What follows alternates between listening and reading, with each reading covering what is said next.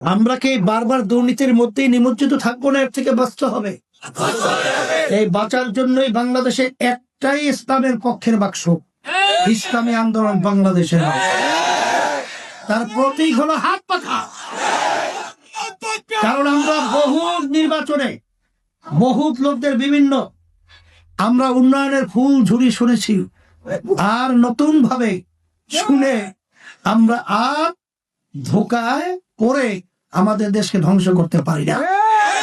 এই দেশটা একবার দুইবার নয়, তাম দুনিয়ার মধ্যে টোরের দিক থেকে এরা 5 বার দুর্নীতিতে ফার্স্ট বানিয়েছে।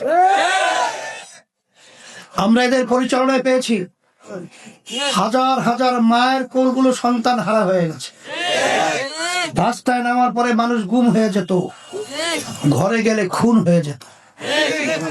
আমাদের দেশের টাকাগুলো বিদেশে পাচার করে বেগম পাড়া তৈরি করেছে। এগুলা কি দুর্নীতি না ভালো কাজ? এখন এই দুর্নীতিকে দূর করার কাজই হলো গাজীপুরের মানুষের গাজী। কথা ঠিক না?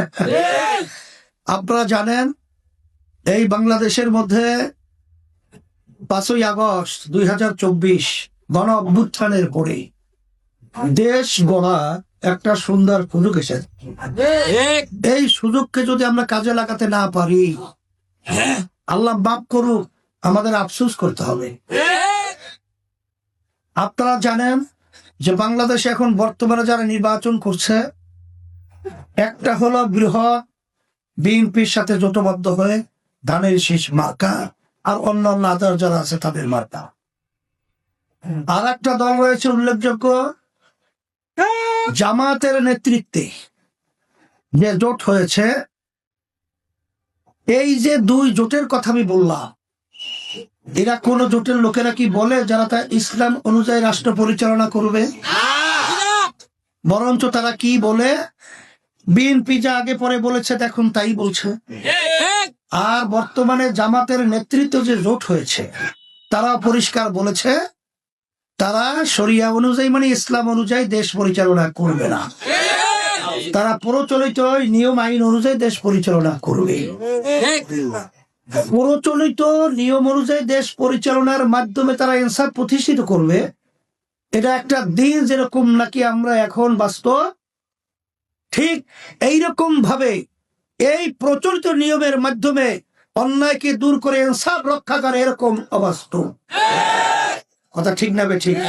এরকম বাস্তবতা দিনকে রাত্র বানানো যায় না, রাত্রকে দিন বানানো যায় না। তাই সেই হিসাবে একটু আগে আমার ছোট ভাই আবরার বক্তব্য রেখে গেছেন। আমাদের জিএম রুহুল আমিন আপনাদের সন্তান গুরুত্বপূর্ণ আলোচনা রেখেছেন। পরিষ্কারভাবে তিনি দুর্নীতির কথাই তিনি বারবার উল্লেখ করেছেন। আমরা কি বারবার দুর্নীতির মধ্যেই নিমজ্জিত থাকবো না? এর থেকে বাঁচতে হবে।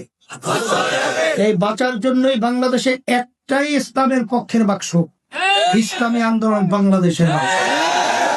তার প্রতীক হলো হাত পাখা। কারণ আমরা বহু নির্বাচনে বহুত লোকদের বিভিন্ন আমরা উন্নয়নের ফুল ঝুরি শুনেছি, আর নতুন ভাবে শুনে আমরা আর ধোকায় পড়ে আমাদের দেশকে ধ্বংস করতে পারি না।